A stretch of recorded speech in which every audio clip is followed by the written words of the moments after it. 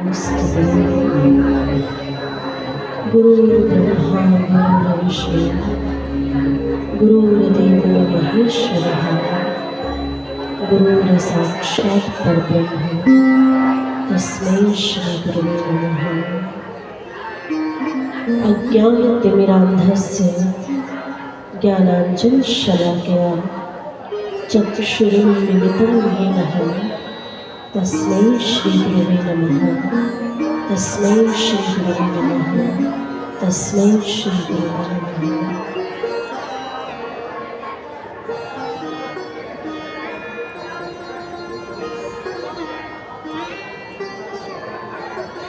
उपस्थित परमानंद सनातन प्रेमी ईश्वर के प्रिय आत्मजन, सर्वप्रथम आप सभी भगवत रसिक जनों का आप ही के क्षेत्र, आप ही के ग्राम देवादिदेव महादेव जी की इस पावन पवित्र स्थली पर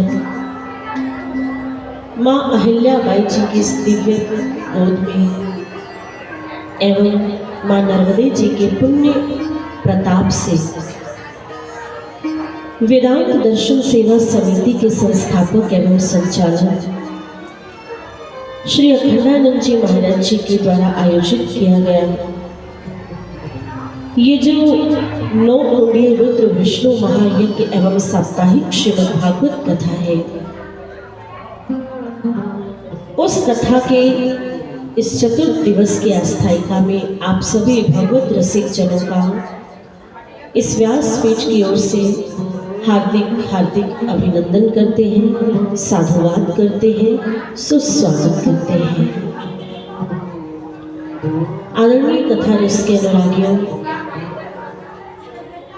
इस बात में कहीं कोई संदेह नहीं है कि जब तक एक जीव के ऊपर उस परमात्मा की विशेष अति विशेष कृपा नहीं हो जाती, तब तक उसे अपने जीवन में प्रभु भक्ति, प्रभु प्रेम और प्रभु की कथा को श्रवण करने का ऐसा अवसर प्राप्त नहीं होता। शास्त्रों का कथन है कि एक जीव के ऊपर वो परमात्मा की विशेष अति विशेष कृपा होती है। वो ईश्वर एक व्यक्ति जीवात्मा के ऊपर 3 कृपाएं करता है। सबसे पहली कृपा कि वो इस जीवात्मा को जो 84 लाख योनियों में भटकती है, 84 लाख योनियों के दुख दर्द पीड़ा तकलीफ को सहन करती है, उसे उस पीड़ा से मुक्त करा के परमात्मा की प्रथम एवं विशेष अति विशेष कृपा है कि वो आपको मनुष्य का जीवन प्रदान करता है, मानव का तन प्रदान करता है, मनुष्य की ये योनि को प्रदान करके परमात्मा अपनी कृपा उस जीव पर करता है। क्योंकि बंधुओं, केवल मात्र यही एक तरीका है, यही एक साधन है जिस साधन के माध्यम से आप और हम सभी उस ईश्वर के भगवत धाम को प्राप्त कर सकते हैं, उस परमात्मा के प्रेम को प्राप्त कर सकते हैं। या यूं कह लीजिए कि जैसे जब एक छोटी सी नदी को हमें पार करना है, तो उस छोटी सी नदी को पार करने के लिए हमें नौका का सहारा लेना पड़ता है ना। जब तक हमारे पास नौका नहीं होगी, नाव नहीं होगी, हम चाहे कितने घंटे, कितने दिन, कितने महीने उस नदी के किनारे बैठे रहें, लेकिन कभी अपनी मंजिल को नहीं पा सकते हैं। ठीक उसी प्रकार ये संसार में एक सागर है और इस भव सागर से पार उतरने के लिए ईश्वर ने कृपा करके हमें ये शरीर रूपी नौका प्रदान की है। बंधुओं, ये नौका प्रभु की कृपा है, प्रभु की दया है, उनकी करुणा है, जिसे पाकर के, जिस पर सवार होकर के जीवात्मा अपनी मंजिल, अपने लक्ष्य, अपने उस ईश्वर के भगवत धाम की प्राप्ति करता है। ये प्रभु की प्रथम कृपा है। दूसरी कृपा उसे प्राप्त होती है कि जब इस नर तन को पाकर, इस शरीर को पाकर उस व्यक्ति को सत्संग श्रवण करने का सुंदर अवसर प्राप्त होता है, भगवत चर्चा प्राप्त होती है, हरि की महिमा श्रवण करने का अवसर मिलता है, परमात्मा की कथा श्रवण करने का अवसर मिलता है।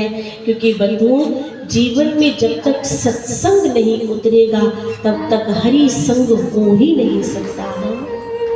जीवन में केवल मात्र सत्संग ही एक ऐसा तरीका है जिसके माध्यम से, जिन विचारों के माध्यम से, जिन कथाओं के माध्यम से, ईश्वर की जिन लीलाओं के माध्यम से आपकी प्रीति, आपका स्नेह, आपका राग, आपका अनुराग परमात्मा के चरणों में प्रबल होता है। जैसे इसमें छोटी सी बात से समझते हैं, जब तक आप मेरे बारे में किसी से सुनोगे नहीं, मैं अपना उदाहरण देती हूँ, जब तक आप मेरे बारे में किसी व्यक्ति से मेरी चर्चा नहीं सुनी आपने, आज से पहले आपने जाना था कि देवी पूर्णिमा गार्गी कौन है, देवी पूर्णिमा गार्गी क्या करती हैं। लेकिन आज जब आपके स्थान पर आए हैं, आपके स्थल पर आए हैं, आपके और मेरे बीच में एक चर्चा, एक संबंध स्थापित हो गया है। आपने मुझे देखा, मैंने आपको देखा। आज आप क्या करेंगे? आपने किसी दूसरे व्यक्ति को जब आप मेरा परिचय बताएंगे तो आप क्या कहेंगे? नहीं नहीं, हमने सुना है उन्हें, हमने देखा है, हम उनसे मिल चुके हैं। कैसे मिले?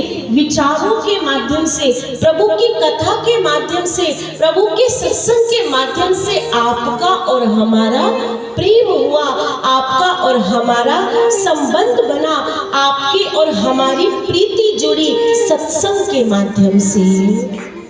यदि बंधुओं आज हम यहाँ नहीं आते, प्रभु की कथा नहीं बाँचते, हरि की कथा नहीं करते, ये सत्संग विचार आपके बीच में नहीं रखते, तो आपको कौन जानता था और आप हमें कब जान पाते?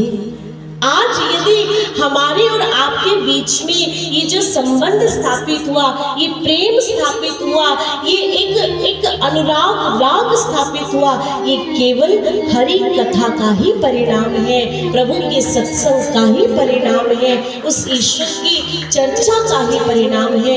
ये आज आप में और हम में एक स्नेह का, एक ममता का, एक प्रेम का संबंध स्थापित हो गया है।